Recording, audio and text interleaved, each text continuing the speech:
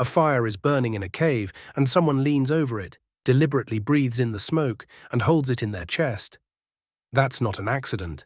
That's the first known act of smoking on Earth. And it happened at least 3 separate times, on 3 different continents, thousands of years apart, and none of those people ever met.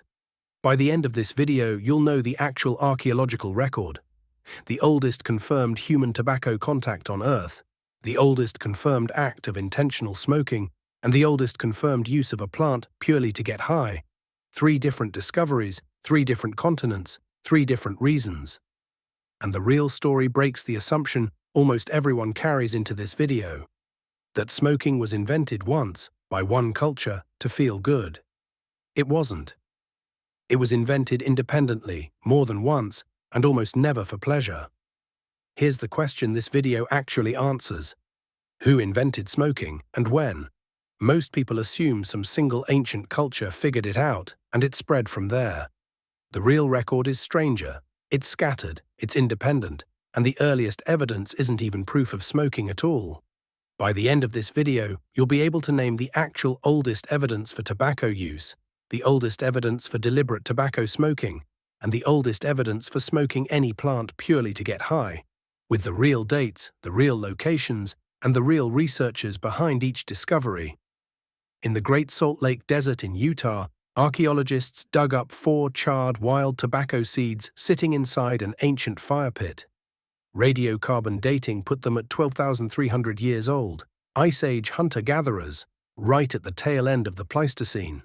That's the oldest confirmed link between a human being and a tobacco plant anywhere on Earth, and it pushed the known record back roughly 9,000 years further than anyone expected. Here's the twist. Those seeds don't actually prove smoking. Nobody knows exactly how that tobacco was used. The earliest tobacco evidence on the planet is a fire pit in Utah, 12,300 years old. But using tobacco and smoking tobacco turn out to be 2 very different claims. If a 12,000-year-old fire pit surprised you, subscribe. Every video on this channel takes one thing you're sure you understand and shows you the actual research behind it. Researchers studying the Utah seeds think those early hunter-gatherers most likely twisted tobacco leaves and stems together and chewed them, or sucked on a wad and spat it out, the same way some cultures still use chewing tobacco today. The seeds themselves were probably just spit-out waste, not proof anyone ever lit anything on fire. And that's exactly why this discovery is so easy to misread. It's the oldest human tobacco contact ever found, but chewing leaves almost no trace beyond a few discarded seeds. There's no pipe to point to, no residue to test. Before this find, researchers assumed the human relationship with tobacco only stretched back a few thousand years. One fire pit in a desert quietly tripled that timeline. So the actual oldest confirmed act of intentional tobacco smoking is a completely different discovery, one that leaves a much clearer trail: ceramic pipes from a site in northern Alabama carrying real nicotine residue dated to roughly 3,000 years old. Tobacco use is 12,300 years old, but tobacco smoking, confirmed by nicotine residue in an actual pipe, is only about 3,000 years old. And even that isn't the oldest smoking on Earth. Something else beat tobacco to it, on the other side of the planet. A 2018 study tested ceramic smoking pipes recovered from that Alabama site and found nicotine chemically preserved inside them, direct proof that someone packed tobacco into a pipe, lit it, and inhaled the smoke. Not a guess about plant residue in a hearth, an actual smoking device with the chemical fingerprint of tobacco still inside it, 3 millennia later. Nicotine breaks down over time, just like any organic compound, so finding a detectable trace after 3,000 years buried in soil is itself remarkable. It took modern chemical analysis to pull a signature that faint out of a piece of fired clay. That's the earliest hard proof of intentional tobacco smoking anywhere on the planet. But here's proof the chewing versus smoking split isn't a one-time fluke. In Aboriginal Australia, a native tobacco called patchouli was used for thousands of years, right up into living memory. And it was almost always chewed, rolled into a wad and held in the cheek, not smoked. Same genus of plant, same nicotine, 2 completely different rituals built around it, on 2 different continents, thousands of years apart.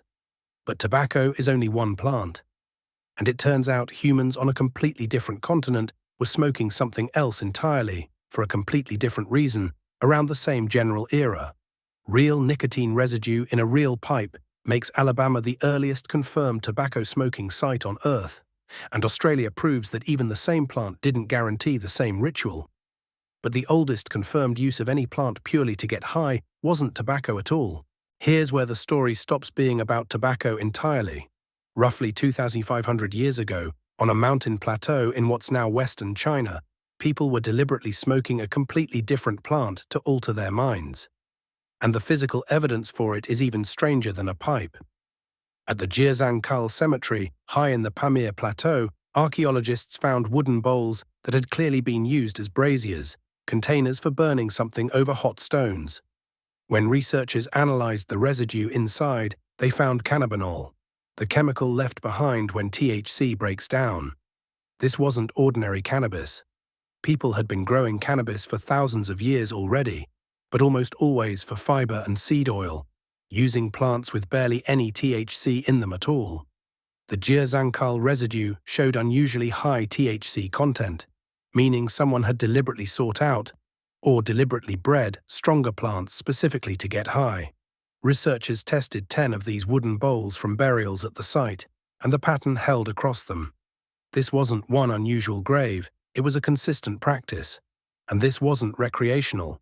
These braziers were found inside tombs, at funerals. Researchers believe the smoke was part of a ritual to communicate with the dead. The oldest confirmed getting high on the planet happened at a funeral, on a mountain plateau, roughly 2,500 years ago.